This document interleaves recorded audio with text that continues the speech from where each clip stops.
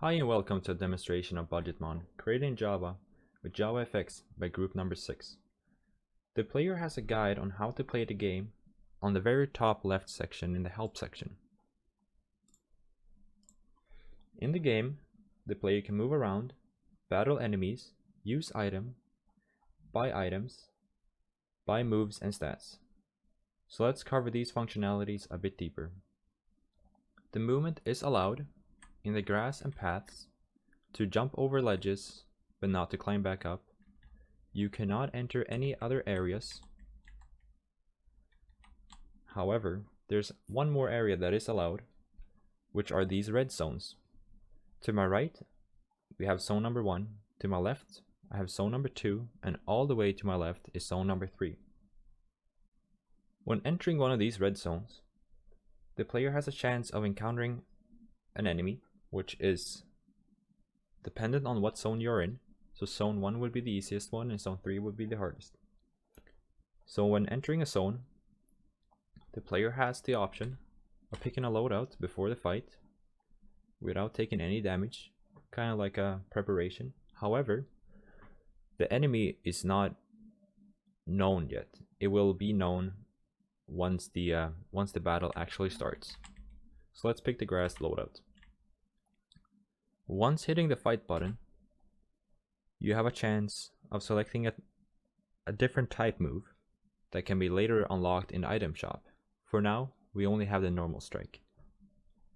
So let's strike our enemy. If you proceed to win the battle, your money would be doubled and you would also get a flat amount on top of that. However, if you would lose the battle, you will lose all your money, and therefore running could be a valid option. As you can see, the player icon or the player color has been changed, indicating what loadout is currently selected. After a battle, you have most likely taken some damage, which can be seen up here. And therefore it could be wise to heal up with one of the healing potions, which can be done by clicking number 1.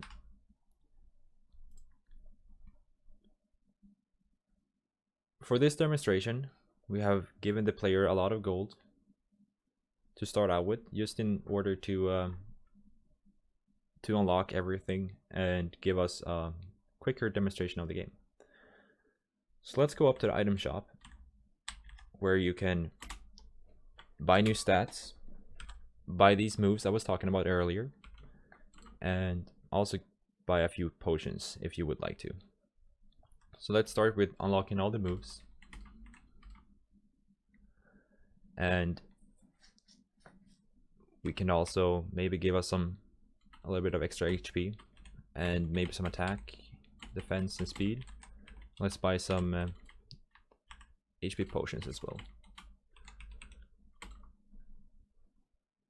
After exiting, you can see our max HP has been changed.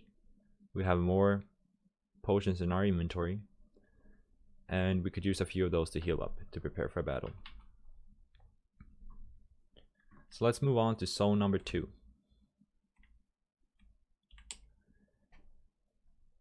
Still, we cannot see what type or level the enemy is. However, we can still prepare, and let's say we use the fire strike this time, a water strike, sorry, which seemed to be very successful because now we're facing a fire type. Therefore, we can proceed to beat this encounter, which has left us with only 8 HP. So therefore, we could heal up a little bit more. Now let's continue to our last zone. Our last zone is where the toughest enemies are, and the visual art perfectly represents that as well. So let's say we use the grass strike this time, which seemed to be very effective against a water type. However, their level is so immense, so we have no chance of beating this character. But let's see what happens if we would be dying. We would then be respawned to the start location. We would keep our stats and our inventory, but our gold would be reset to 0. Let's say the player has to leave and wants to save its progression. You can do so by save or save and close. Let's do the save and close. And let's start it back up. And from here, we could load in the player's stats and gold. As you can see, the gold was changed and the HP was changed.